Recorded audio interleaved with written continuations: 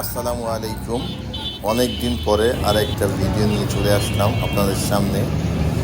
ভিডিওটা যে দেখাবো সেটা হলো, কোনো এলাকায় যদি কোনো একটা শিল্প কারখানা থাকে আর ওই শিল্প কারখানার জন্য ওই এলাকায় কত উন্নতি হয়, মানুষের জীবিকা কীভাবে আসে।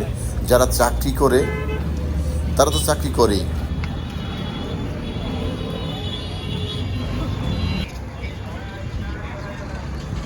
আর যারা চাকরি করে না তারা বিভিন্ন উপায়ে তাদের ইনকাম সোর্স বের করে নেয় এখান থেকে।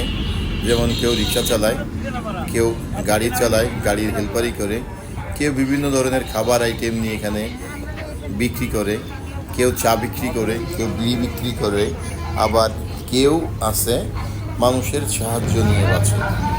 সকালে একরকম ব্যবসা চলে, বিকেলে আর একরকম ব্যবসা চলে।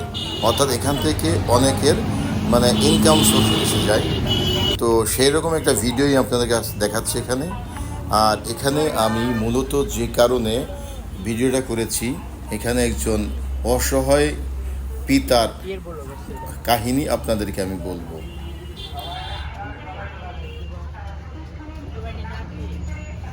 কাহিনীটা হচ্ছে, এখানে এমন একজন বৃদ্ধর ছবি আমি দেখিয়েছি, যেটা ফোকাস করিনি।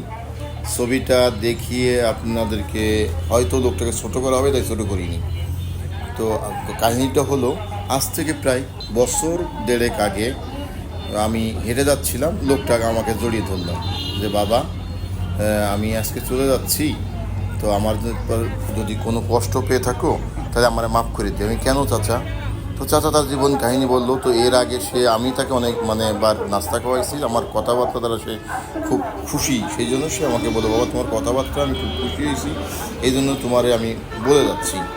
তো ওনার ইতিহাসটা একটা চার দোকানে নিয়ে বসলাম, শুনলাম। উনি বললো, বাবা আমি ভিক্ষুক না। তাহলে চাচা এই অবস্থা কেন? চাচা বলল, বাবা আমি আমার ছেলেদের জন্য লোন করেছিলাম। তো লোন করে ছেলেদেরকে যখন টাকা দিয়েছি, ছেলেরা লোনের টাকা পরিশোধ না করার কারণে আমার বাড়ি থেকে এসে এখানে এই ভিক্ষা করে মানুষের কাছে হাত পেতেই লোনের টাকা শোধ করতে হয়েছে। তো আমি লোনের টাকা শোধ করেছি, শোধ করে যাই, এখন বাড়ি যাব, যে জমিটুকু আছে তা দিয়ে আমি চলে যেতে পারবো। চাচা ঠিক আছে, তুমি যাও, আল্লাহ যেন তোমার সুস্থ রাখে, তুমি সুস্থ থাকো, আর যদি প্রয়োজন পড়ে তো আবার চলে এসো। আচ্ছা বাবা, আর যদি প্রয়োজন না পড়ে আমি চলে যাই। তো চাচা চলে গেল। 2 মাস 3 মাস পরে হঠাৎ করে একদিন দেখি চাচা আবার এখানে। চাচা তুমি আবার চলে এসো কেন? চাচা আমারে কান্না করে দিল, বললো, বাবা আমি বুঝিনি আমার ছেলেরা এরকম। সে আরও বললো তার অনেক আত্মীয় স্বজন আছে। তো উনি যখন বাড়িতে গেছে, বাড়িতে যাওয়ার পরে ওনার ছেলেরা ওনার যে জমিটুকু আছে এই জমিটুকু তাদের নামে লিখে দিতে হবে। লিখে না দিলে ওনাকেও বাড়ি থাকতে দিবে না, ওনার চাচিকেও থাকতে দিবে না, খাবারও দিবে না। তো এরকম এক পর্যায়ে 2 মাস 3 মাস খুব কষ্ট করে রয়েছে। এরপরে উনি আবার চলে আসছে এখানে, যে এখানে এসে উনি একজনের বাড়িতে থাকে, আর এই মানুষের কাছে হাত পাতে যা পায় তা নিয়ে ওনার খাওয়া এবং ওষুধ খরচ চলে। ও তার ফাঁকে আবার একটু বলি, ওনাকে শুধু দুবেলা খাবারই দেয়, আর ওনার কাপড় চোপড় বা যা, উনি বৃদ্ধ মানুষ, ওনার ওষুধ লাগে, ওষুধগুলিও ওনাকে দেয় না। তো এক পর্যায়ে উনি চলে আসতে বাধ্য হয়েছে আর কি।